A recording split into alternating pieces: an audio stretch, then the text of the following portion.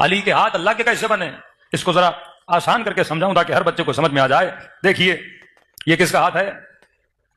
میرا ہے، آپ کا ہے؟ آپ کا ہے. آپ اپنی آنکھوں سے مجھے دیکھ رہے ہیں، آپ کی آنکھیں میری ہیں، آپ کی ہیں، آپ کی ہیں.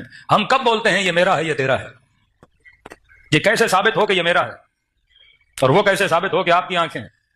مثلا کوئی بندہ پیچھے کھڑا ہو جائے، دو ہاتھ اور نکال دے، آپ کنفیوز ہو جائیں کہ مولانا کے کون سے ہیں اور اس کے کون سے ہیں، تو بندہ پریشان ہو جاتا ہے. کہ بعض لوگ آج کل پرینک بھی کرتے ہیں نا، پیچھے سے ہاتھ آ جاتا ہے، بندہ سمجھتا ہے کس کا ہاتھ ہے، پتہ نہیں لگتا. تو یہ فرق کب بیان ہوتا ہے کہ یہ میرا ہاتھ ہے، یہ تیرا ہاتھ ہے؟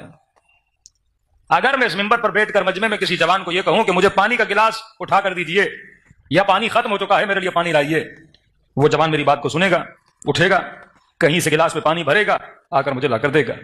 لیکن اگر میں زبان سے کہوں نہیں، ممبر پہ بیٹھا ہوں، ارادتاً سوچوں کہ مثلا یہ بھائی اٹھے اور مجھے پانی دے، کیا یہ بھائی میرا ارادہ سمجھے گا؟